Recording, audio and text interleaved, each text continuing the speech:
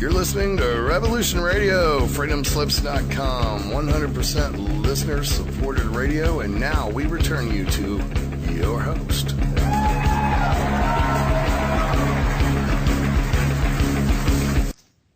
Good morning, everyone. You're listening to Turtle Island News with Tracey Kennedy. What a day. Are your allergies driving you nuts? Apparently, this is all across Ontario right now. It's never bothered me before. Weird. So you're listening to me, turtleislandnews.info. I have a lot of window open today, guys, and the internet's really slow, so I may or may not be in the room, even though it is live. And today is Thursday? June 4th. I'm also on freedomslips.com, Revolution Radio, Studio A. Good morning, everyone. Awake Radio Group, Wolf Spirit Radio, and, of course, People for the People. There's a lot of news. There's no other way to say it. Strange news. Scientists have just discovered that the Earth is covered with plasma. I'm telling you, and myself, I have found that the Earth is covered with morons. And they're in charge. Yes, good boys. Somebody give them a cookie or something. What else? Oh, NASA's about to launch its UFO. It's been delayed a couple times. I guess they can't get it up. It's been very difficult in the last little while to actually not crash any kind of, metal object in our skies that are electric right now. I could tell them why. Somebody give them my number. But of course they would rather ignore that than anything else. We realize too, I call it a UFO, of course, because of the images of it they've sent, and the warp drive, which 2 days after they said it, they denied, and then several other interesting things about it that they've let slip. I don't think you can get past the Van Allen belt with rocket technology. Just me, can't prove it, but of course, since everybody lies to us, how the heck do we know? You know what's really odd? And there's a lot really odd. There are some changes happening on this earth that I think we've noticed. Yes, weather patterns, of course. Problems that seem catastrophic right now, with more than 1 million people in China in devastating changes. And yes, I'm going to call them climate changes because our climate is frickin' changing. But there's some other things happening. We are again seeing the battle of the red and the blue, symbolized by God and Lucifer, heaven and hell, the greedy father and their mother. We're going to talk about both today. And, of course, CERN, who did what? Nothing yesterday. Magnificent cosmic power, weeny little living space. Epic fail. But, of course, they've been looking for their mechanical god for a long time. Because we are following what? We are following Khazarian Yiddish Kabbalah, which is about the hypercube and the Xbox and, well, the Lord of the Earth. Because even the Pope is saying it's all about the Lord of the earth.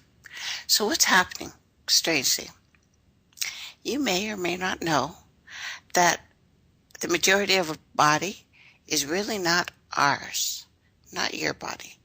It's really not. Every cell counts for about 10 microbes that live inside our bodies. Surprisingly huge amount when you think how tiny, microscopic, insignificant, nano these things are. But 1 to 3% of your total body weight are these things. Some of the residents, of course, help us clean the skin. Some others digest food. But the features of the majority of these microbes in our bodies have not been studied even at all. They don't care. They'd rather just drug you up, and they don't know how your brain works, by the way. They don't know. Doesn't matter if you're healthy or not. Even in most healthy people, there's a number of viruses not only capable of causing disease, but also perform some other function that we just don't exactly understand. We have learned recently when antibiotics kill enough of the beneficial bacteria, you get an autoimmune disease. The only way to get it back, and you are having to ingest living organisms, yogurt, fermented stuff. We need that kind of thing. Sauerkraut, yeah. We need those kind of things because we are not alone here. Now, the biggest change that's happening in that realm is viruses are showing a sign of sentience that I don't think science can ignore anymore. I told you about the weird virus that cats spread that actually may be the reason for a lot of the cat pictures up here. There is a virus that only dies if exposed to huge quantities of water. This virus has made a mechanism that works in your brain that makes people have a sudden fear of water. They don't want to swim. They don't want to bathe. So this tiny thing that could fit in a teaspoon can physically make you do these things. Just 2 examples. There are thousands. But I don't want to do a creepy virus show right now.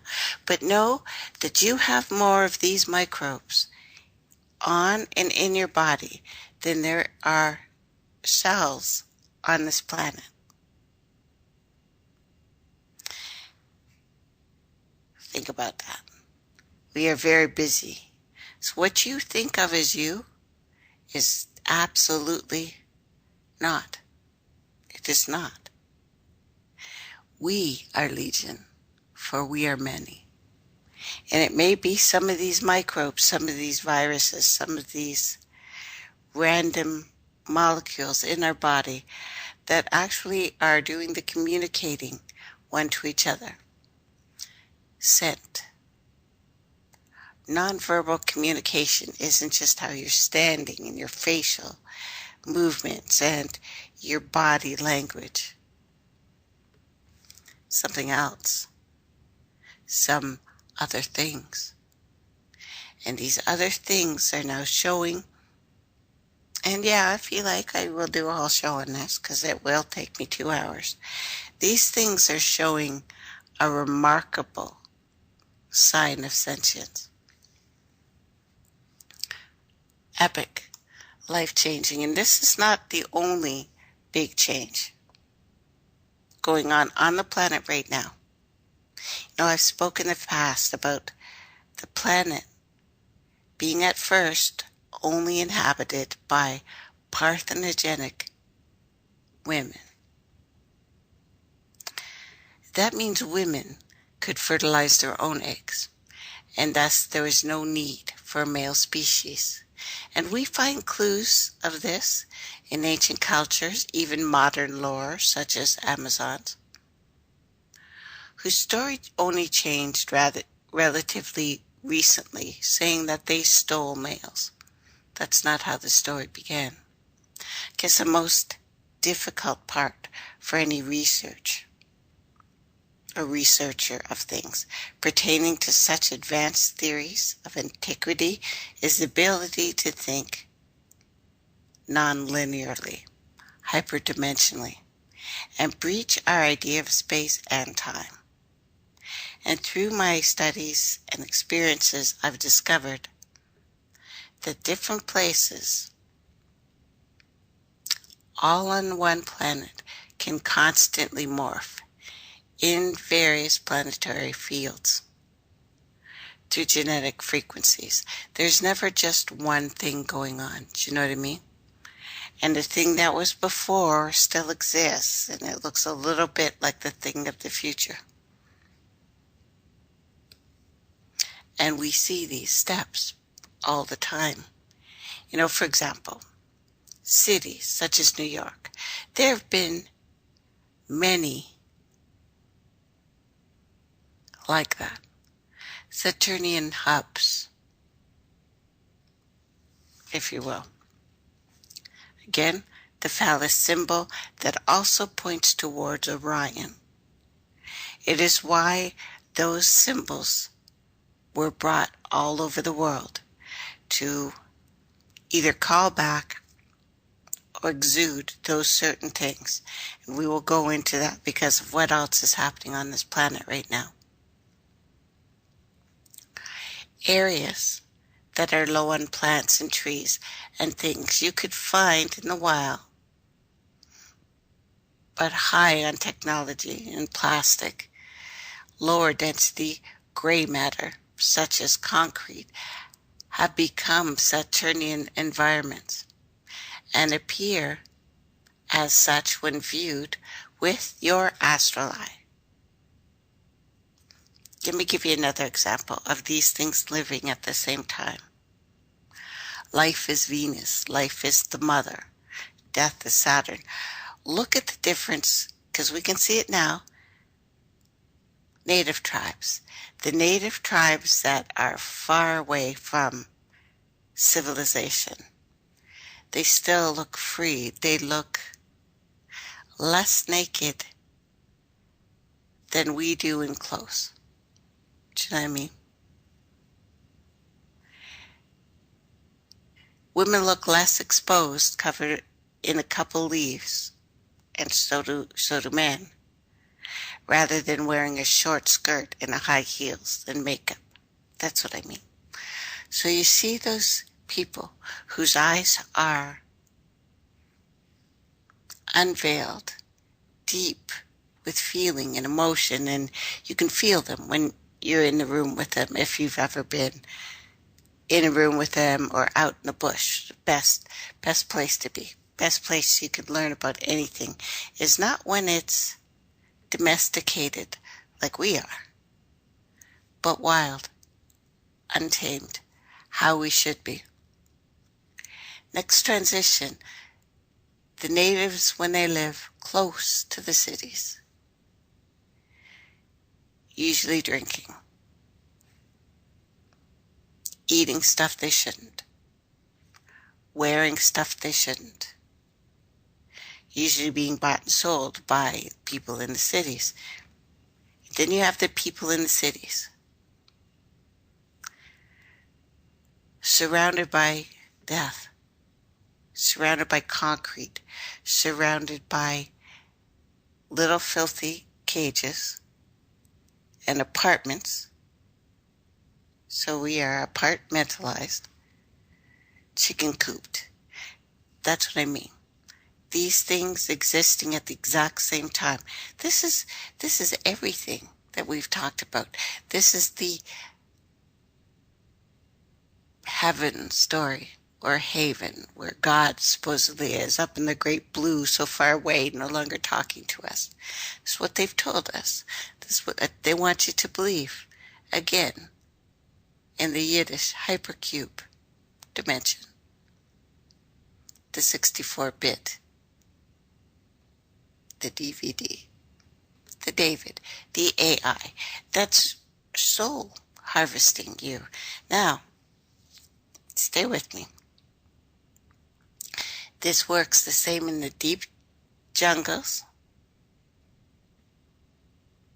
When your astral eye is clear, you awaken, you clearly see, you clearly feel that you have arrived on Venus, a place eerily between plant and animal phase. So you witness animal plants roaming about. Look closely to a tree. And as I said to you Tuesday, we have matter that is not, it is not animal, it is not vegetable, it is not silicate. Although we have those things, we have salts, we have everything that's ever been made. We have other things in there. They can't define them. They have no idea. But this is what I mean when I say these things are involved. Now we know for a fact that life forms here have shown evidence of parthenogenesis. It's very recently that doctors, scientists have talked about life forms that are vertebrates like this. But they lend clues, I think anyway, to the idea that Tiamat herself, being depicted as a great sea dragon, a mother of all life forms, that it may not be far-fetched at all. In esoteric and occult knowledge, the female energy is depicted as a snake or a dragon, even the kundalini, if you will, even the double serpent, if you will. And I want you to keep that in mind. The double serpent going up the tree, because it's very important when we talk about what the Pope is saying to us lately. All of this symbolically giving rise to the life-giving principle.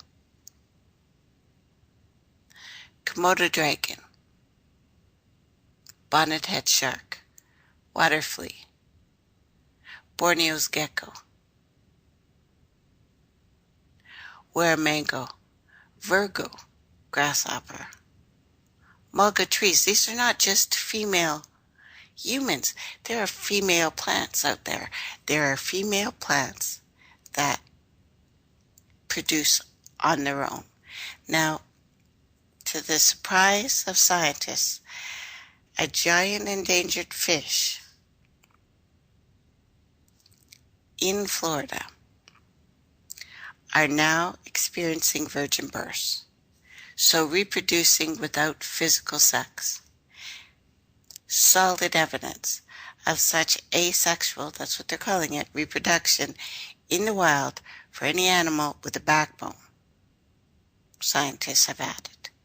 This reproduction is often seen amongst invertebrates, that is, animals without a backbone. Animals who have not earned the degree in their spines. It happens rarely in vertebrates, I understand, but instances are increasing and being discovered in the last year.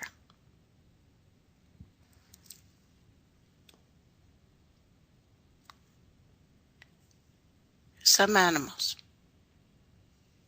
that have only changed in captivity or have never had never been given birth in captivity. For some reason, it makes males and females so crazy, not surprisingly, that they won't have a baby. Well, even that's changing. Komodo dragon, the world's largest living lizard, has just given birth. Again, via parthenogenesis. This is happening all over now. So an unfertilized egg develops to maturity. And such virgin births have also been seen in sharks now, birds, chickens, turkeys, snakes, pit vipers, boa constrictors, and such offspring is known as parthenogenesis. And until now, evidence has always been argued in all vertebrates, humans included, us as well, but as I've talked to you about, 100% proven as far as I'm concerned. Surprising to keepers, of course. But now, vertebrates are coming, and it's being proven they're being born in captivity entirely using this. Giving birth despite the fact that they had not had a mate. Again, 2 female snakes, also in the wild, pregnant, each with progeny, and both had developed via parthenogenesis, so it's happening outside the cage. It's not known why. It's uncertain whether these virgin births happened in any significant extent in nature, but scientists have seen these numbers are increasing, and they do live in the wild, and it's happening more and more in fish, especially fish that are critically endangered. It's happening more and more. Sharks. Vertebrate animals were always thought to be restricted in producing via sex in the wild, but it is no longer true.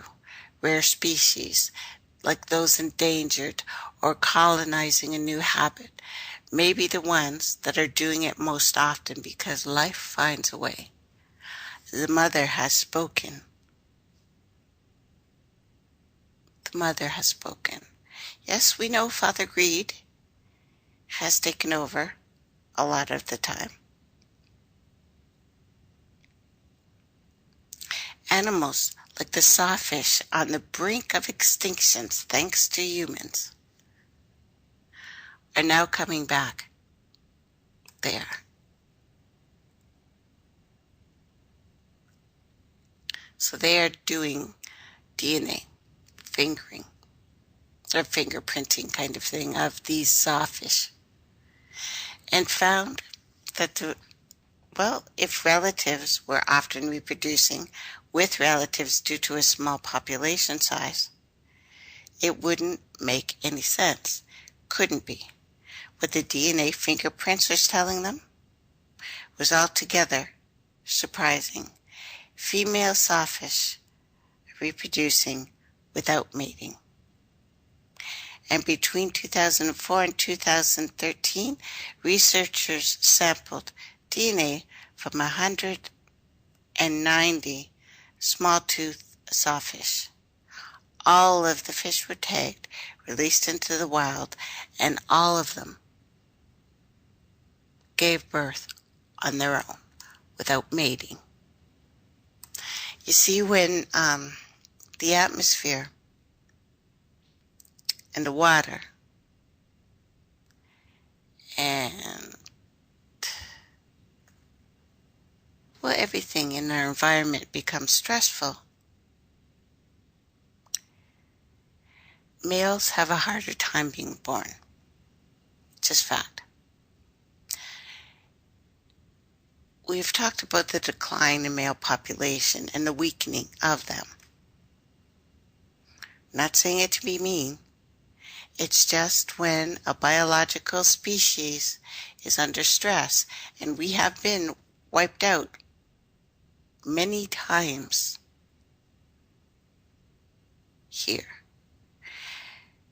that males have a harder time adapting. They just do. It's always adaptation that says whether or not a species will live or a species will die. And it looks like right now there's some choices being made.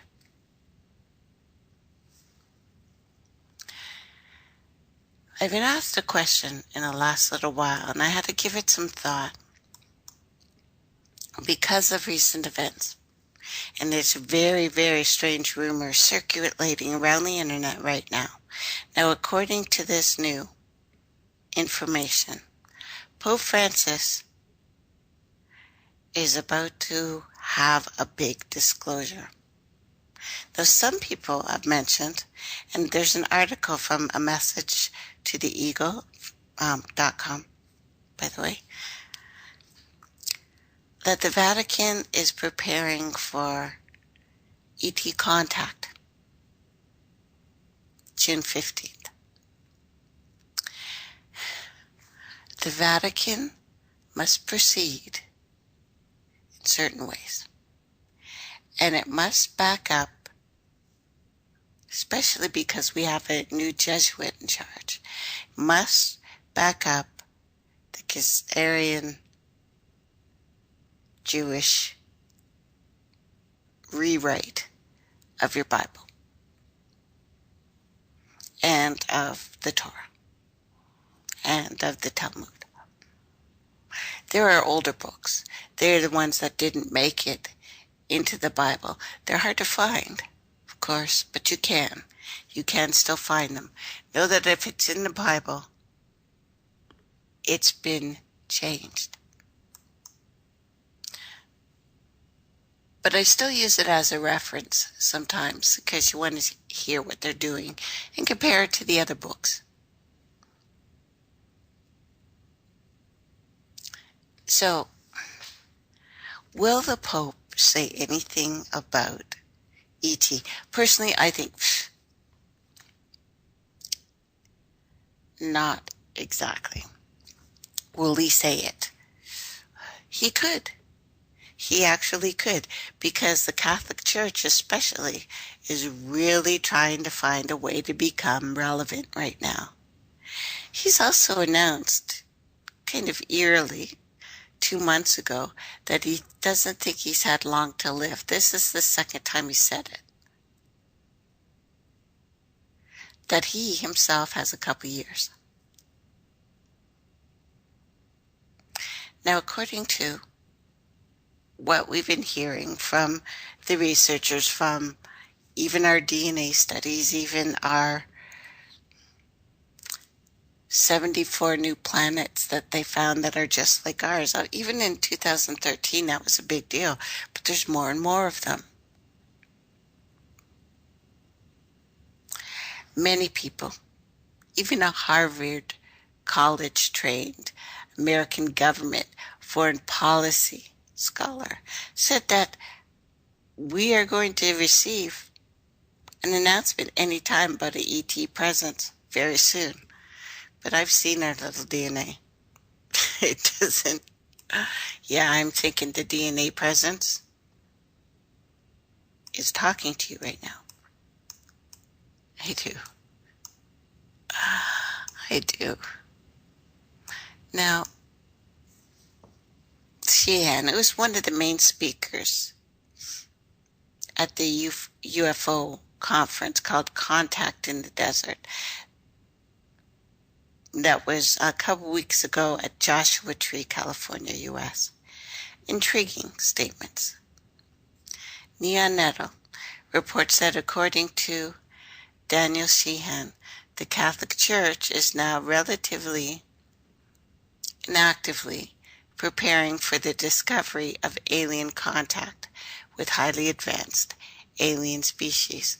But when they say and use the word discovery, when a Jesuit tells me he's about to discover something, remember how they discovered, oh, I don't know, here, which is really weird because we had people from all over the planet here already. Smaller numbers, but there were civilizations here from other places on this planet. So when they say discovery, I, of course, question. So either they knew about it a long time, they've talked to them for a long time, or they will make them up, like Ezekiel's wheel, which actually sounds like it was copied from Enoch. Why they don't want to talk about Enoch, I don't know. Okay, so Pope Francis seems to have no problem accepting the existence of extraterrestrial life forms. Last year, he announced that he'd be willing to baptize aliens if they came to the Vatican asking, because who are we to close the doors to anyone, even Martians? Because, of course, Catholics have always been open-minded, liberal to people other than themselves, right?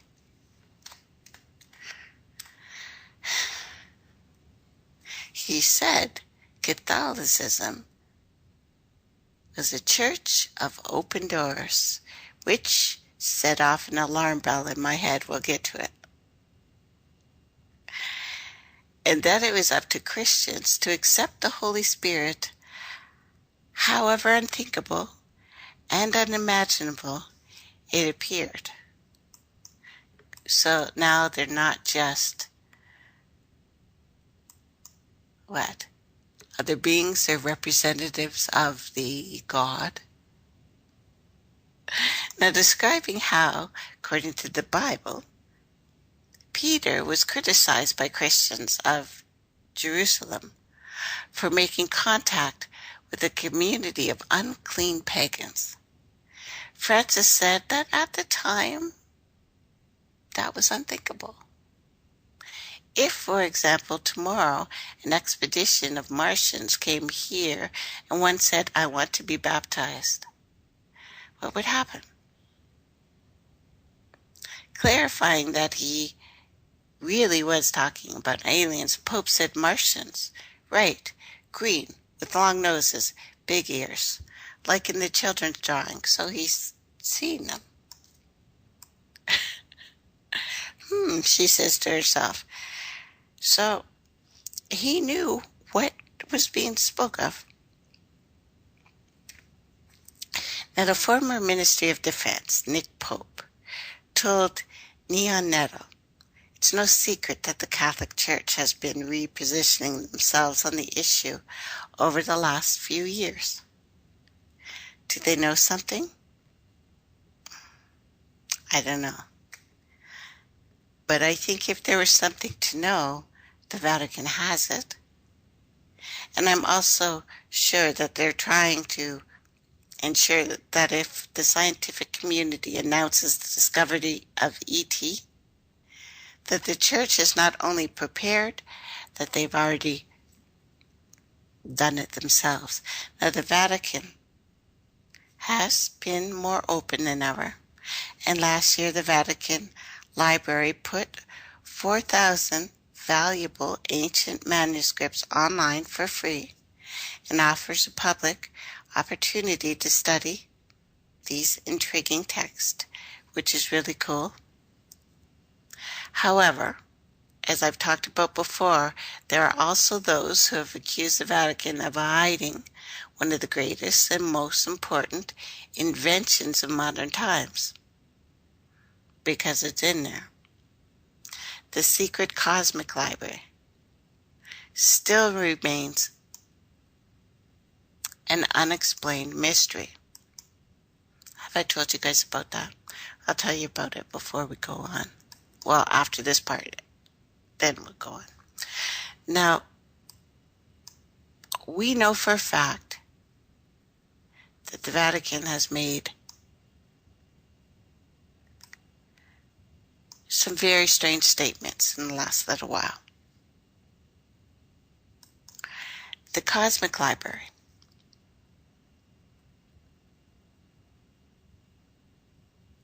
Okay, we've gone over this before, but the Vatican has been found over and over again, especially the Jesuits, deliberately lying, deceiving the public. Anything with a date that says 1000 anything was an I. That one was an I, not a 1. But we've talked about this before, a device that is possessed that showed incredible historical events, exactly how it took place.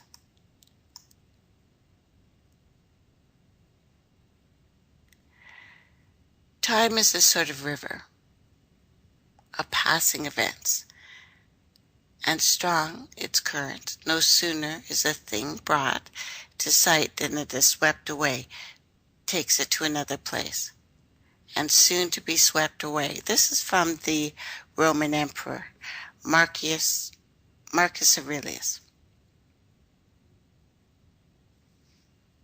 A couple years ago I told you that Father Arnetti announced he was in possession of a genuine time machine out loud to the world.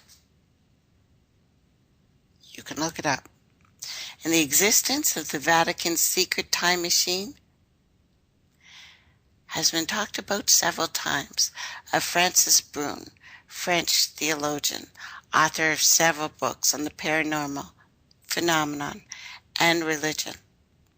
In his book, The Vatican's Mystery, Bruno asserted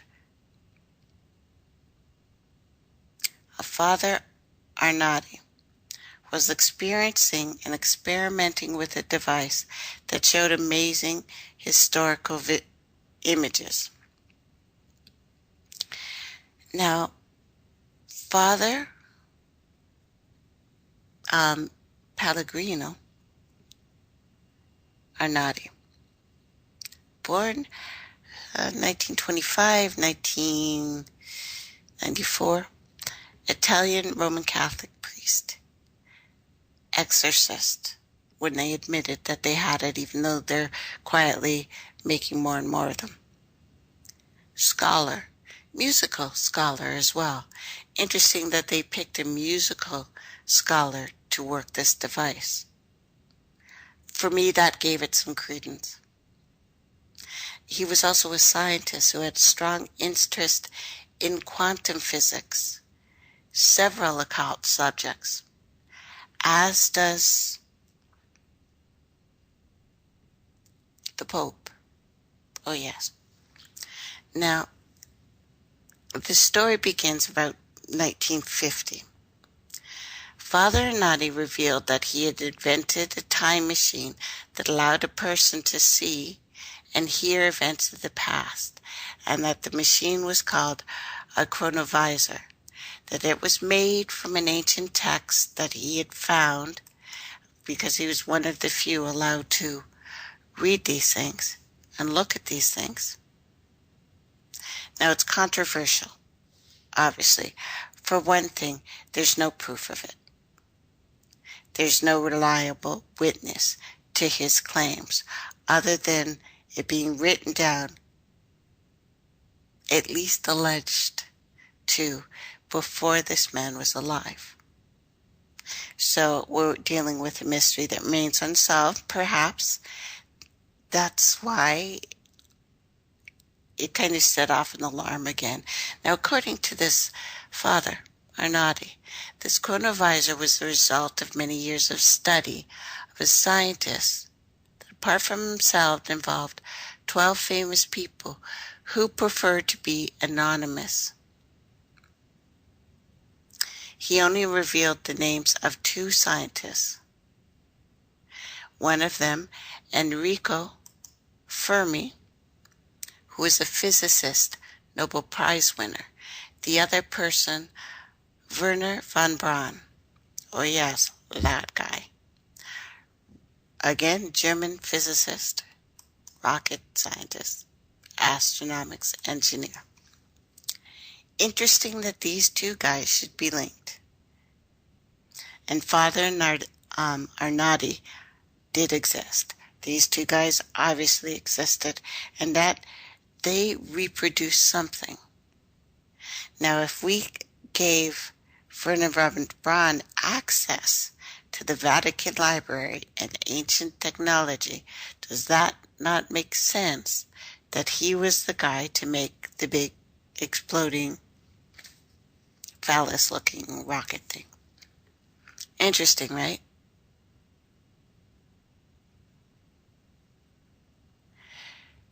They said that the basic idea was very simple. And from what is known, this chronovisor consisted of three significant components: a multitude antenna that picked up every conceivable wavelength of sound and light, and you would need a musician for that. Same linkage of word. That there was a multiple antenna enabled to pick up every conceivable wavelength again. Second component was a direction finder, activated, driven wavelengths of sound and light, crystal embedded in a column that looked like copper with a wire around it. You know those copper wire wrap things that people people do make wands and stuff out of. That in the middle.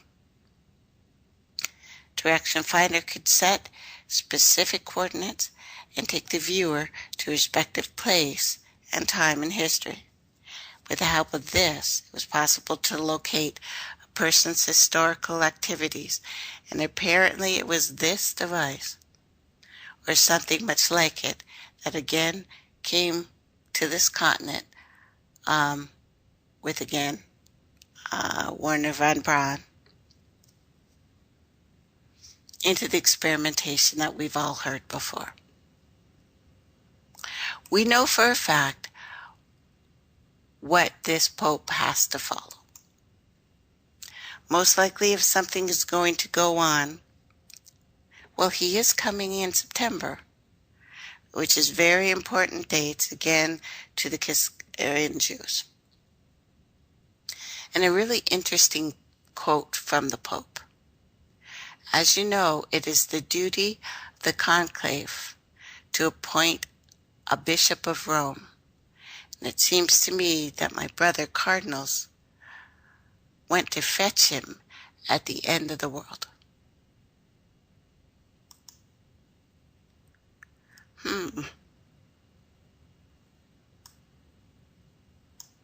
Interesting.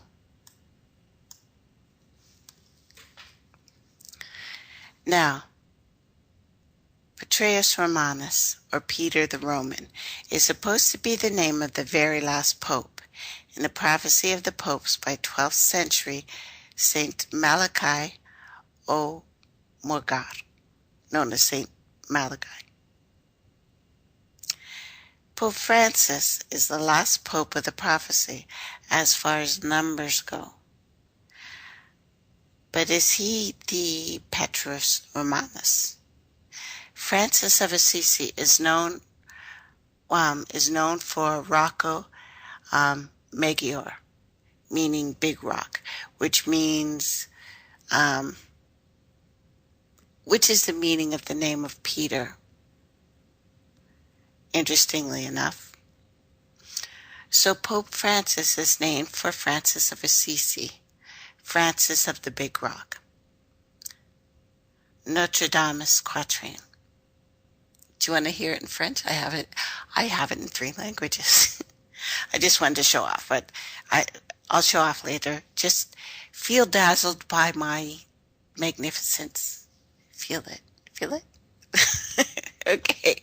So anyway, not from Spain, but from ancient France, will be elected for the trembling ship.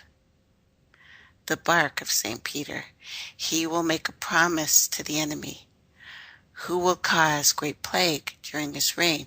Now, Pope Francis' parents are from Turin, which means, and happens to be, ancient France, Lombard and Champlain, and Charlemagne as well from there. Argentina means Old Spain. So Francis is not from Argentina, but from ancient France. True, if one is speaking of his ancestors, and more recently his ancestors came from Rome, Italy, of course. So the new Pope's heritage is Roman Italian. But you got to remember, Paris was Roman. So kind of, yeah, okay, I'm following it. Now, beyond this obscure thought is the fact that Burg, German means mountain, right? Not in Latin or Italian. And a mountain is also a rock when speaking symbolically, like the rock. It is true that with the old phrasing, we are dealing with several languages, including Latin, Frankish, kind of Burgundy. But Burgundy is Viking and French and, well, later became English. We've got a little mutated language. But anyway, so some leeway, anyway, I think should be given. And the new Pope chose Francis, referring to Francis of Assisi. St. Francis of Assisi's birth name was Giovanni Francisco di Pietro Bernardone, I think. Either Bernarda or Bernardone, something like that. But his original name included Pietro.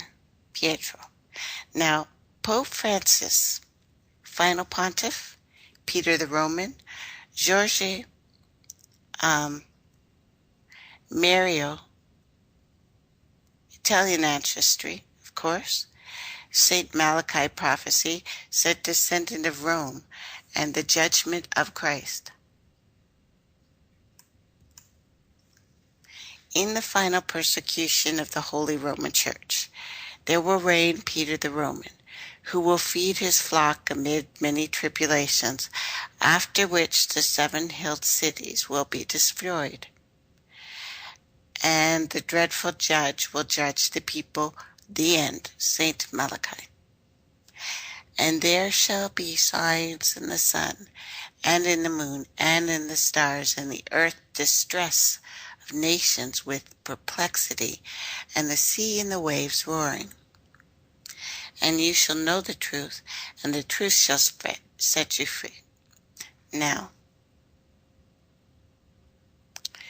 Pope Francis's story and his history we have gone over before.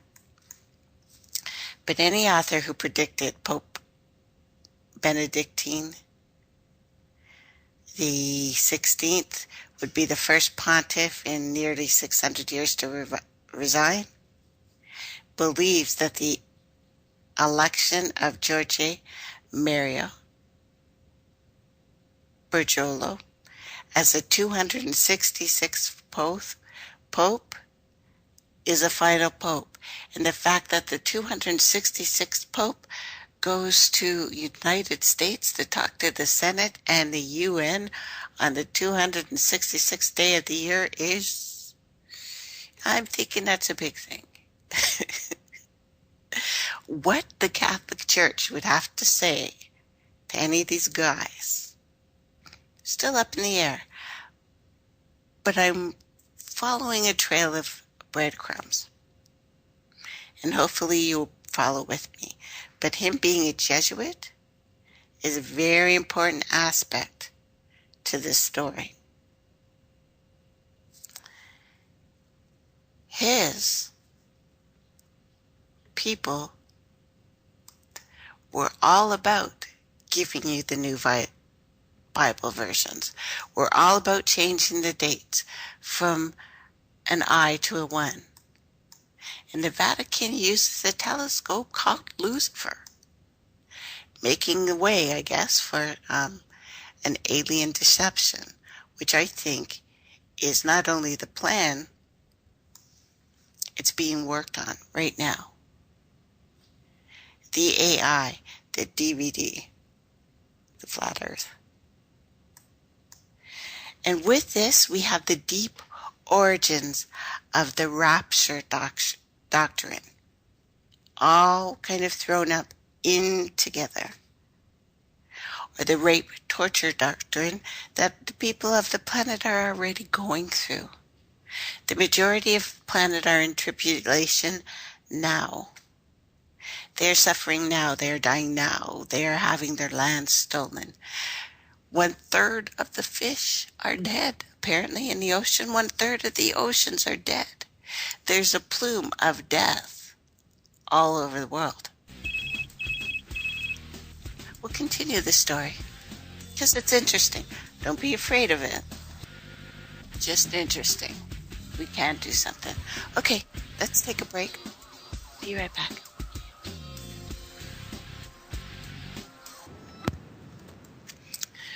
Welcome back, everyone. How you doing? What do you mean sit still? No, I can dance a little bit. That was a Tribe Called Red playing Look at This.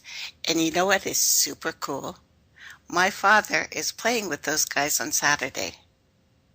So I was talking to my dad this morning, and I know I'm bragging, but it's true. He's playing on Six Nations Reserve. There's a big festival going on there this weekend. And so I'm talking to my dad, and ZZ Top calls, like I mean it, ZZ Top. And I guess Dad and their lead singer, which I don't know his name, were friends at BB King. So the guy goes, would you like to do a song with me? And Dad's like, I don't know if we could sing something. He goes, okay, when I get down there Saturday, we're going to talk about it. So I'm like covering my mouth going, being all fangirly and stuff.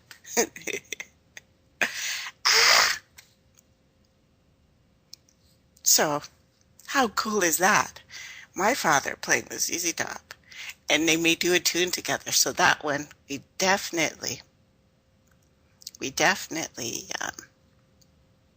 well, if I get a recording, I'll pass that on. I just thought that was super cool. So there you go. And Tribe Called Red, of course, because you guys know I love them.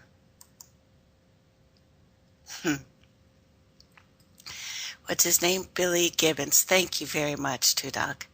I thought you'd think that was cool. You little headbanger, you. They're not exactly headbangy, but they're cool. I used to like them in the 80s. They were awesome. Okay, so I don't know what to think about the Pope, so I gave it some time. Things aren't looking too good for our father in the dress. Anyway, so he said that we should all read this book called The Lord of the Earth. So I looked into that heavily. The Lord of the Earth is a later translation of 2 books. One I've read because I research this kind of stuff. One I heard of and wouldn't say out loud. So, Luciferuge Rofocal.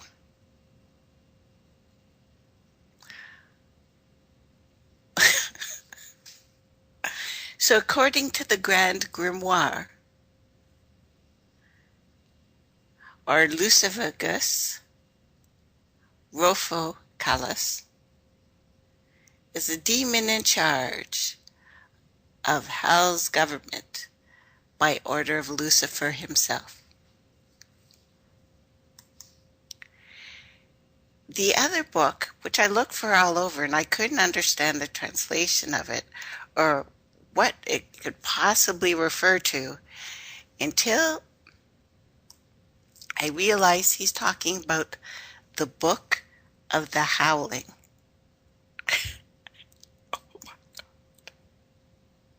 Probably not a big deal. Maybe you're saying, Tracy, don't be so silly. Okay, let me tell you a little passage from the first book.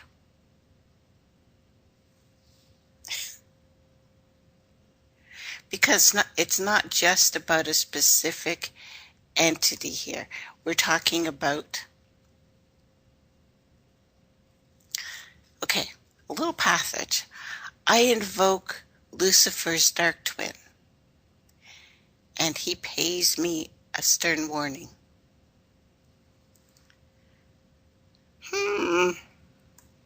She says to herself. There's a nice book, a little light reading from our Father the Pope.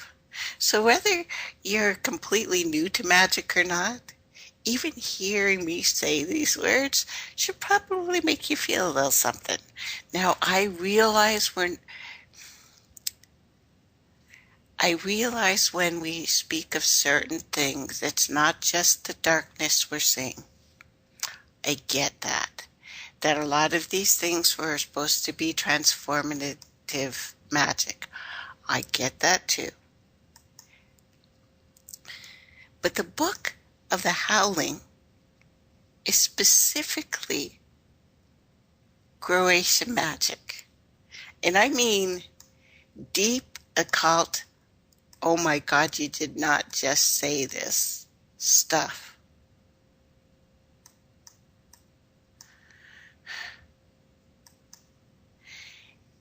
The perception of the serpent's mind, who will, in the dream of the celestial and infernal, shall walk between the worlds, unto angelic soul and fiery essence of the serpent, who comes as a shadow, but is revealed as light. I charge thee to open the gates to those of us of the blood, who may take knowledge. In and between the worlds of the dreams do come forth, that the seeker shall be transformed in the new shadow in the presence of the emerald light. I charge thee with guarding by the dreams of those unwilling to grow and become in the light of the serpent, by the air, and by the dream we enter the circle. She says to herself. Oh my God. So that's probably a good thing, right?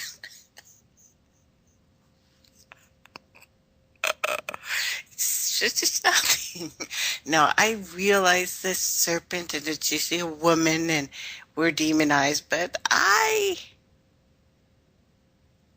a little bit got the heebie-jeebies from this. And I have the actual translation of the Book of Howling. The Pope just said let's read this thing.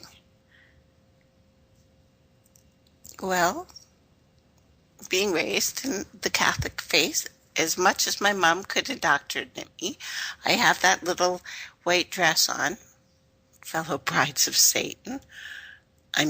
Saturn, or it's not Venus. So, I don't know. I don't know. Lucifer having a twin, it makes sense to me. Light and dark, left and right. There's always got to be both. So, let's hold that thought for a minute before I invoke something that comes through my wall and I have to stop my show. I even mentioned the gray aliens and the freaking apocalypse happens on my computer. But anyway,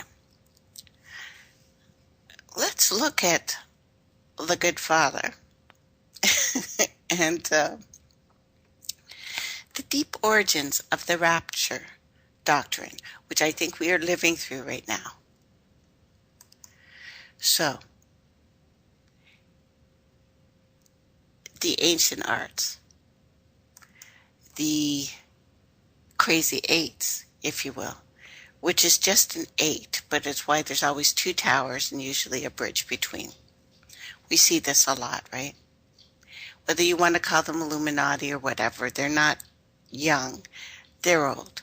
But the Jesuits, and specifically, usually represented by an I and an H and an S. Now again, H is 8. IS is pretty much all evil. They're the black robes. They have not done well for this planet, right?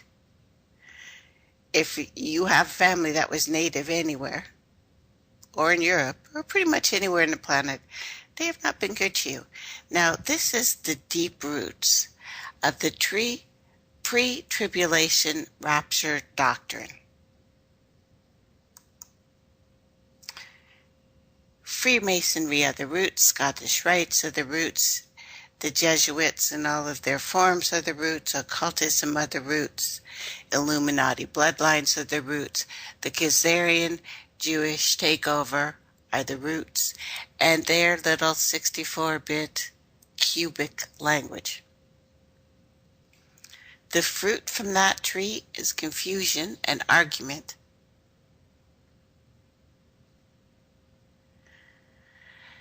And diversion and heresy. It's basically heresy.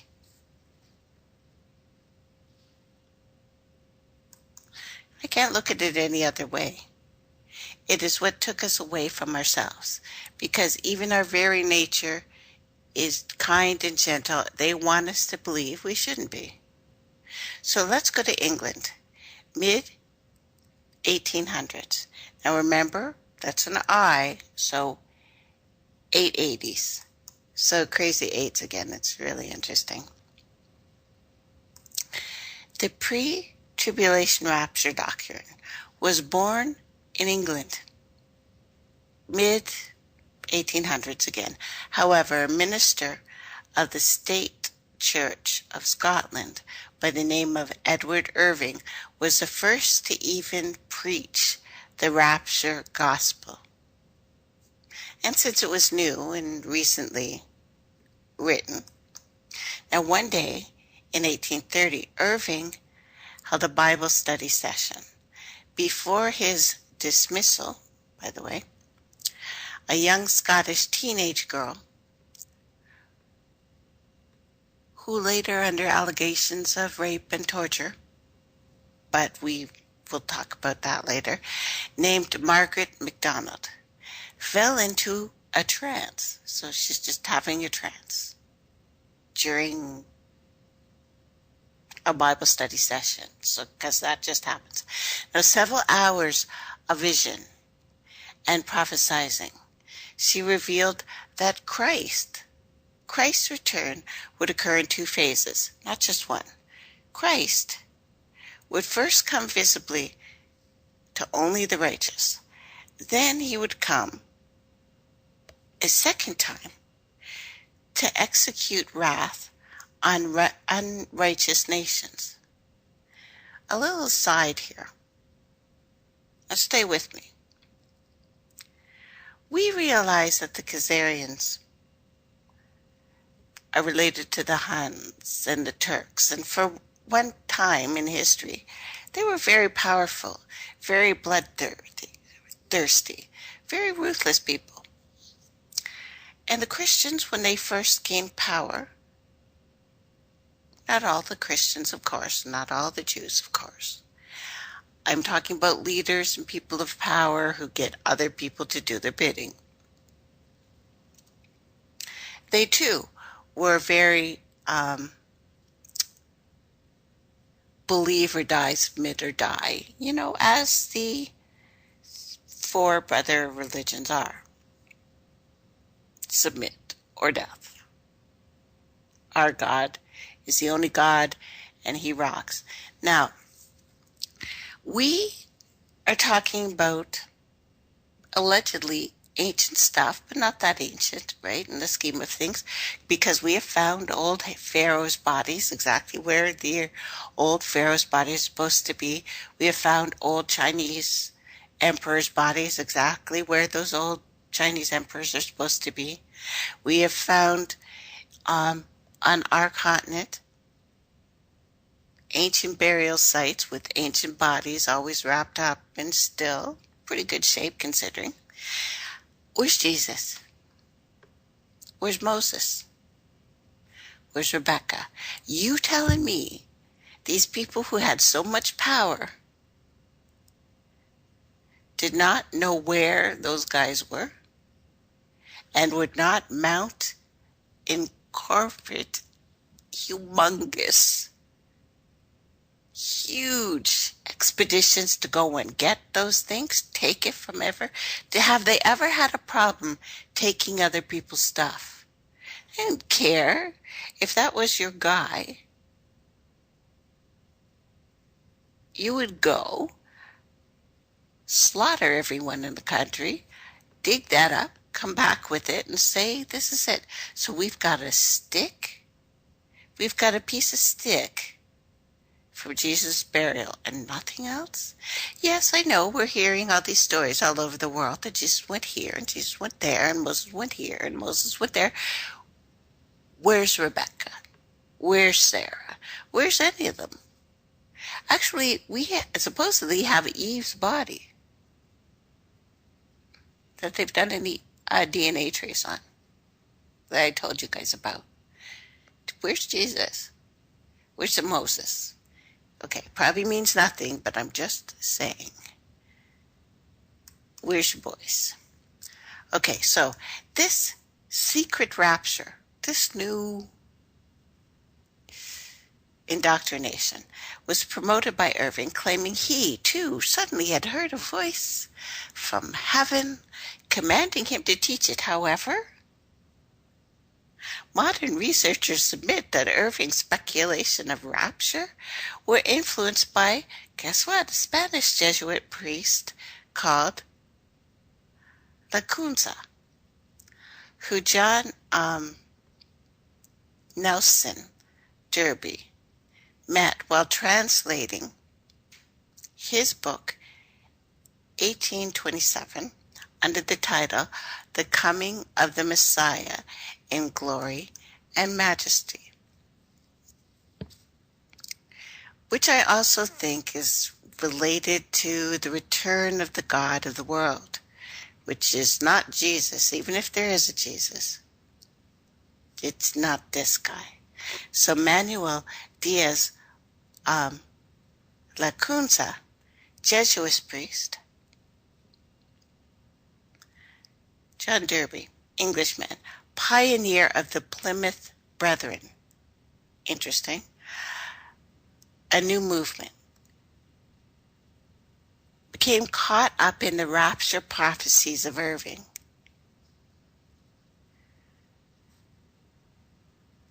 So when Derby heard about Irving's activities, he traveled to Scotland because that sounded suddenly cool, right?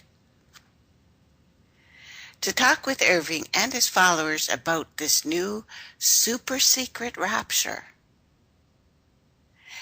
It was Derby who became the master, the developer of the scriptural arguments to support this new theory doctrine.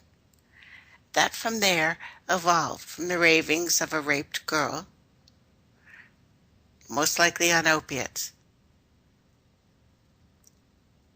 And later, of course, it continued from the rapist and got spread.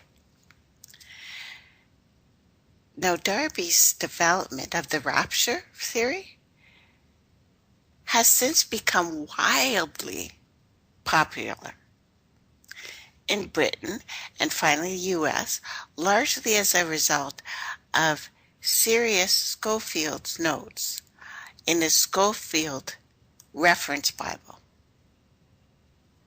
Much later, of course, in our story. And when the Bible was written, keeping out certain ideas like, we were ever friends. So they had to rewrite the Atlantis story, the Lemurian story, the story of our ancestors, and it's basically the story of Eden, the world before the fall. They had to change that because, well, there's a whole bunch of things I couldn't just say. And then they had to put that story at the beginning of the book where it was never at the beginning of the book. It's kind of the middle of the book because there's a whole bunch before we got split. Anyway, so the belief in the secret rapture doctrine has become so widespread today with the evangelicals and the fundamentalists that many sitting on pews in every religion, one way or another, assume that the teaching dates back to the apostles themselves, the Messiah, regardless of whom one regards as that guy. But the originator of the teaching, whether it be Irving or Darby or Margaret MacDonald who couldn't write, or some Jesuit priest, which I'm thinking, several things are actually quite, well, what I would like to say, wrong. Or at least highly questionable. Give me that. Let's just walk us through this a little bit. So all of a sudden there is secret rapture. Apparently super secret because only certain people were going to be allowed to even hear about it. Now, firstly, the connections to this doctrine, suspicious. We have a member of the MacDonald family, again, which happens to be one of the 13 bloodlines of the Illuminati, or the families of the parasites. Specifically, one of those come out with this vision, and we know that they use the girls to do this stuff. That's happened recently. Happened when this girl cried, and these people were just slapping the babies around and pulling them out of the incubators and throwing them on the ground, and the girl had happened to be a member of the royal family. So much like this. Because it works, right? It works. A rich little girl says, "It's the apocalypse and God spoke to me." Yeah, it's okay then. So then we have the location of Scotland, where the Freemason Scottish rites originated after their takeover, of course, as well as the Freemasonic doctrines and dogma. Dog and ma, male and female, the same relative crap, right? So, again, we also have the involvement of yet another Jesuit priest connected with Edward Irving, the teacher who first preached on this doctrine. So all the connections lead to the parasite groups of the occult. Rewritten, restructured from ancient texts that probably meant something else, but led by a master of occultism.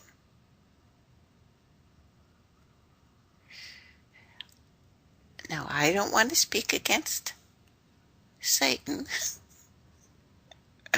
or Lucifer because I realize we don't know that whole story. But I'm saying this is not of our people. So this secret rapture theory, the aka pre-tribulation rapture, is of relatively recent origin. Once again, moreover, zero basis in fact.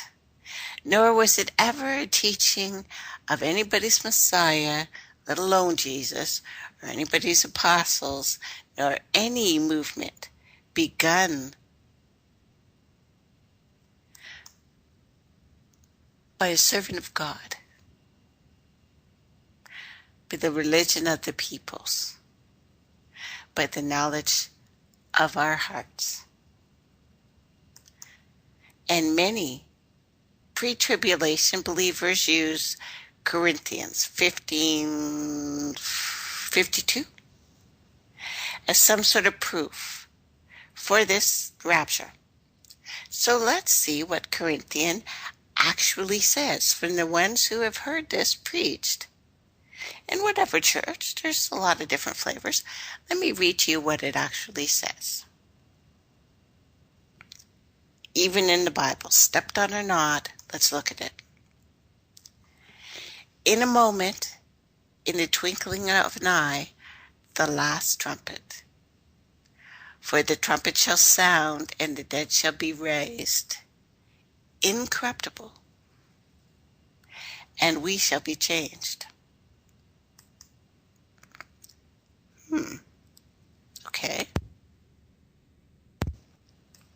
So, 7 trumpets of revelation.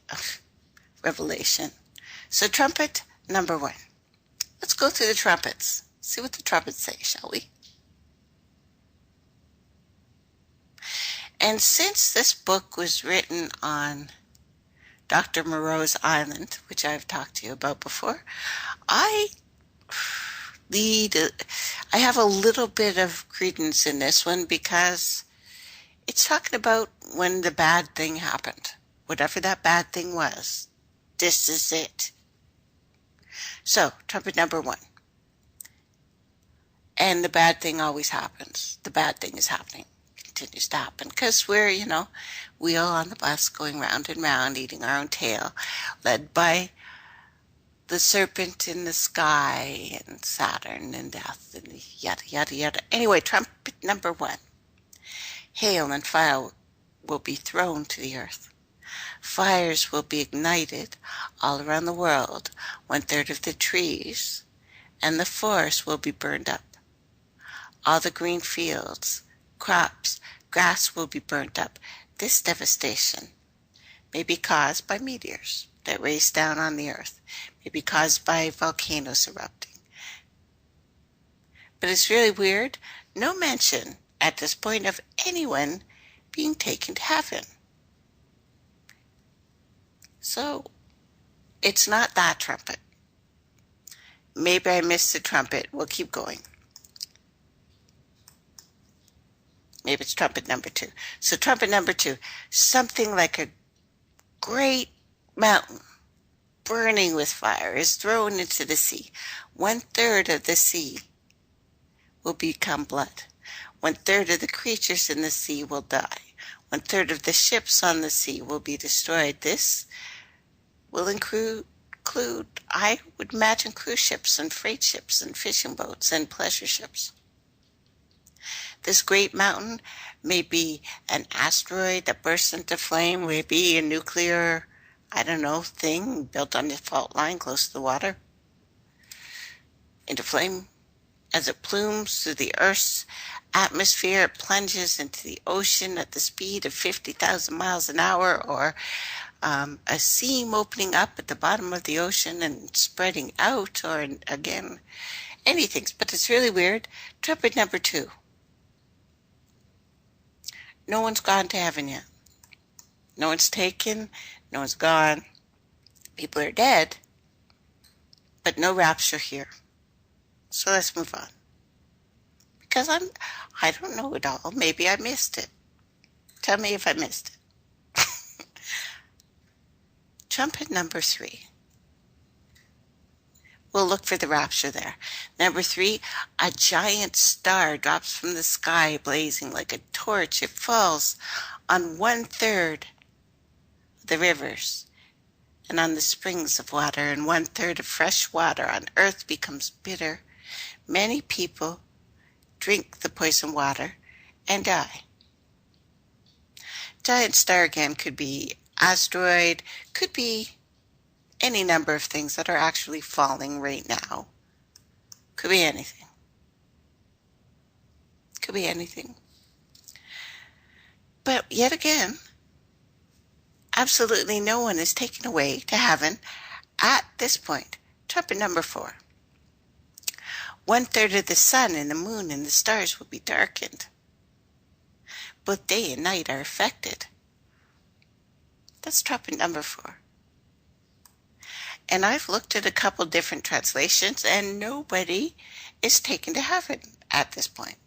Trumpet number 5, the first woe, although it sounded kind of woeful before then. Satan himself, and his millions of demons will appear visibly on earth. Satan will appear to be Jesus, which is really weird, because I think I'd feel the difference. But anyway, most of his millions of demons will appear to be angels from heaven. Maybe this is who the Pope is waiting for. For 5 months, he and his demons will inflict pain on people who refuse to worship him. So, you sure those demons aren't people? Anyway, he will offer to remove the pain if they will just consent to worship him. He is not allowed to hurt those who have the seal of God on their foreheads. No mention of anyone taken away at this point. No mention of the sign of CERN on our left arms, or a neck, or a throat, or our right arms. I realize people have them all over, but anyway. Trumpet number 5. Nobody's gone to heaven yet. 6. The second woe. And again, I was woeing from the beginning. Satan himself.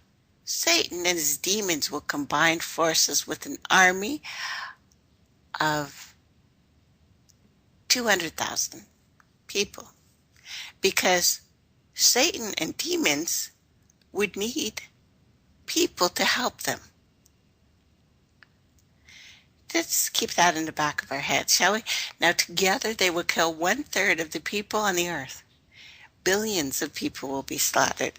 This will be the last opportunity for Satan to convince people to worship him. And he will stop at nothing to achieve his objective. Satan. Okay.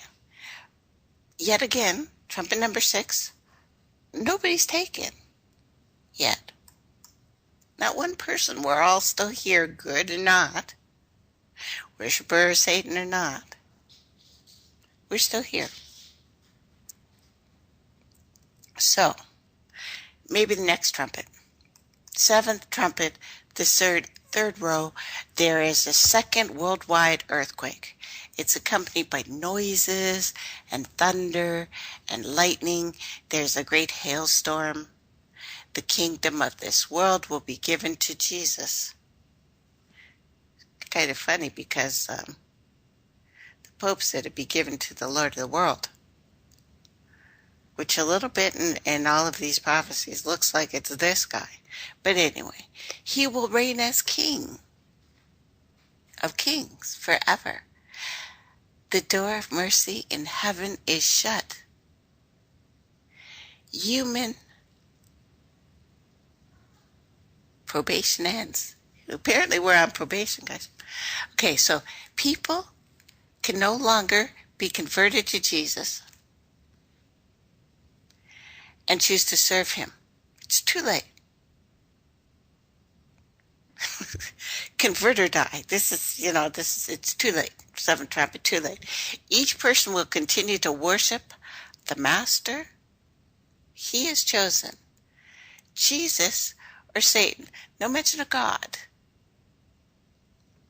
Just the twins. So anyway, this is the return of Jesus.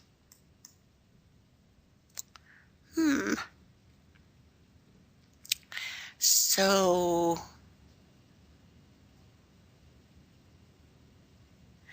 not exactly a forgiving guy. So let's look at some of the most prominent modern day teachers and spreaders of this specific doctrine right now, here on earth. Because it's supposed to be a big thing. The 501c3 state-sponsored hell Lindsay. Hal is important because this is all about the H, the crazy 8, and the AI. Hal Lindsay. Unbiblically divorced 3 times.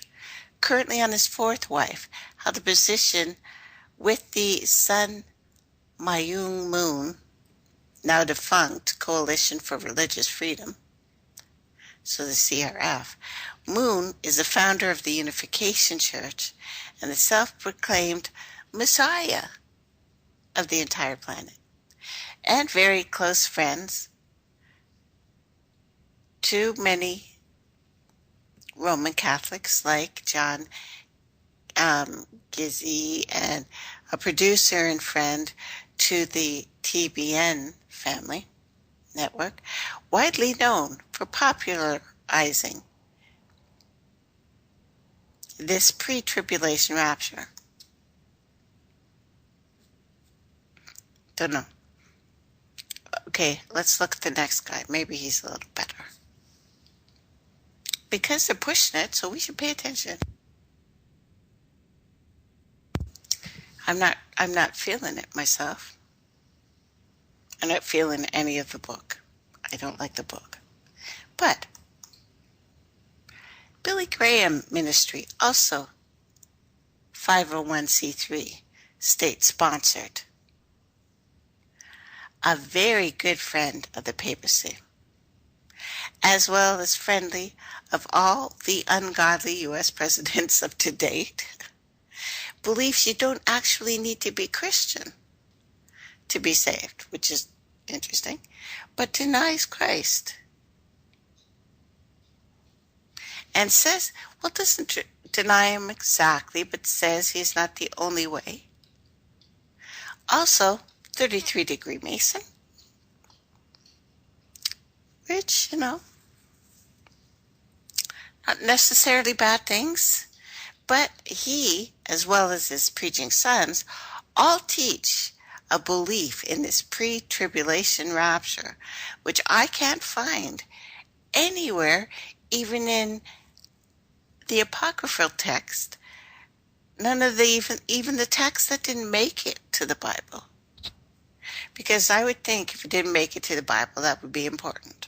But even if they wanted to preach it, you would think it would be in the Bible, somewhere, right? Also, 501c state church pastor John Hagee denies Jesus as Messiah, which you would think was kind of a thing if you want to be Christian, since the name Christ and Christian, Anyway, encourages war with Iran.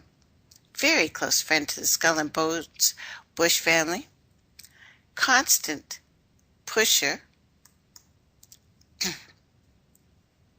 of tribulation. But then again, I'm still saying, to myself, where's that guy? And the next one, state pastor Benny Hinn, believes and teaches that there are 9 members to the Godhead, whoever that is. I can't even find what that means. Close friend again of the Vatican II teaches this doctrine. Kenneth Copeland, also 501c3, teaches Jesus Christ went to hell after his death. Also not anywhere in the book, good or otherwise. Anyway, that Jesus had to be born again before he could become God. Teaches that, well, it's more New Agey. Claims that all Christians are little gods. I'm okay with that. Claims that they can become God also. I'm okay with that. But has a lot of at least suspected ties with the new Satanists. CIA operative, of course, Satan Society. They made movies and the Church of Satan and stuff. And he's a little bit tied with them. We can go into him specifically, but I'm not feeling the love of Jesus from these guys. I feel it more from me than from them, which is a little scary, don't you think? Then we have Todd Bentley, peach of a man, 501c3, state-sponsored, convicted homosexual, convicted pedophile, blasphemer of the Holy Church. The Holy Spirit claims that God ordered him to tattoo his whole body, even though most of the holy books say that God is against this, and actually degrades people while claiming to intercede for them. He too, pressing the rapture, pushing the rapture, rapture pusher, which I'm still not finding it. Birds of the same feather always flock together, do they not? Now, I realize that this topic today is going to take me a little longer than I thought, because I wanted to bring up the AI agenda, and that's going to take a little longer because we need the is, a yes, and the H, and the bridge, and the crazy eights. We need them. Now again, if I believe this or not doesn't matter, but for the time will come when they will not endure a sound doctrine. Everything says that. And after their own lusts they shall heap to them teachers, having itching ears. My ears itch already. This is from Timothy. Timothy is interesting. Definitely interesting. We'll read some of those, of course, and go through all these things. But for a good tree does not bring forth corrupt fruit. A corrupt-free tree will never bring forth good fruit. That's from Luke. Sound doctrine. Trees rotten, so is the fruit going to be. And the roots, Freemasonry, Judaism from Europe, Scottish Rite, occultism, that was stepped on ancient beliefs, and the rewritten Bible.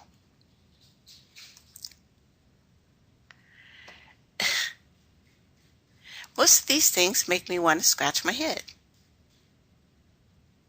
and scream a little bit.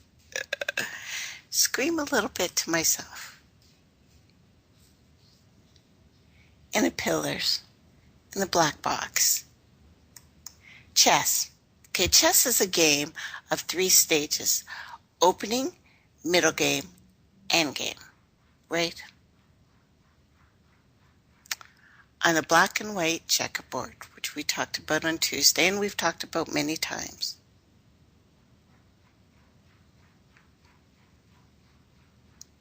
It's all about positioning, right?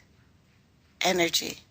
But it's played on an 8 by 8 grid, an 88. Again, depending on your position on the board is the charge, the power of your character. Again, you go A to H on the sides, bottom and top 1 to 8. These are the 88s. Black and white. Again, the national grid looks like this.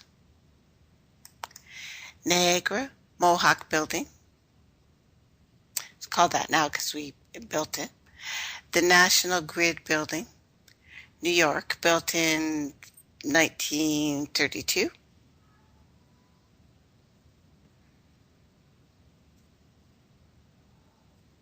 Still very 88.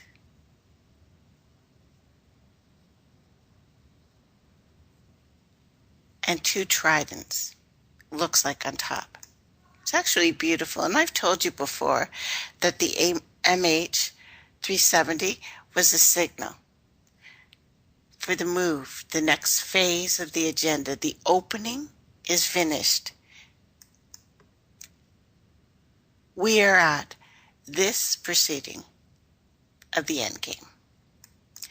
Each side has 2 towers or rooks. One set has completely been destroyed, as far as I'm concerned. The 2 towers, right? Once the queen is out of the way, hang on, the false prophet or the bishop will arise, and the bishop is coming to the United States in September to talk to the Senate and the UN for absolutely no reason. His church is not the big power it used to be. It makes 0 sense. But that. And he said that a certain bishop would be moved. That's him. He also said that he would not have long to live, because the bishop must die.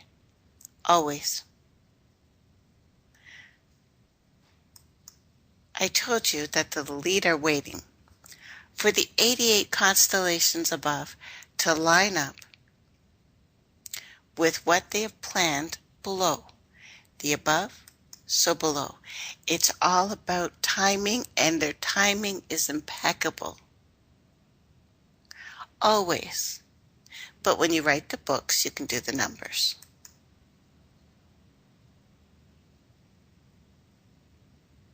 '88.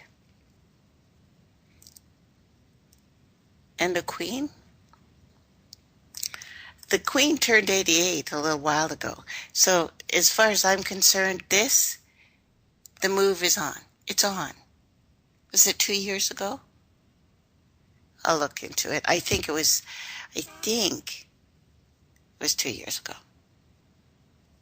But anyway, the next event needs to include a nuclear attack and a false flag and a grid shutdown. Washington's grid was shut down. The nuclear attack happened already. Yemen is getting nailed. Yemen is getting slaughtered right now as we speak. But we need to move a rook. The elite have us in an arena fighting each other.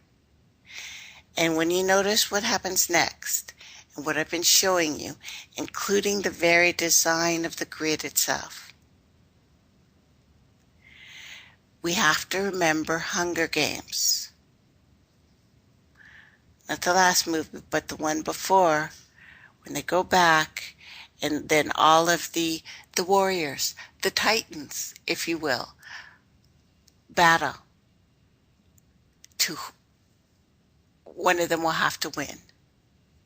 Our heroine pulls back her arrow, again resonating with Orion, and cuts out the grid.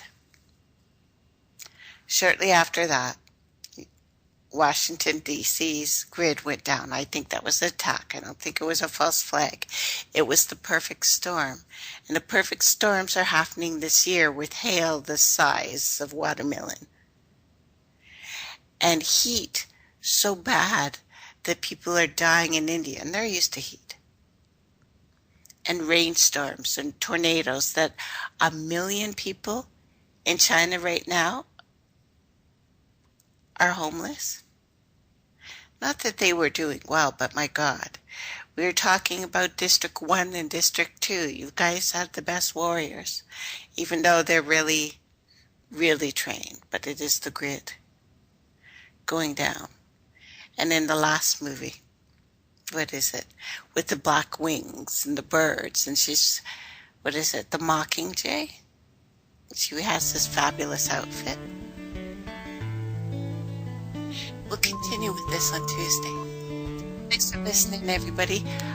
Love you so much.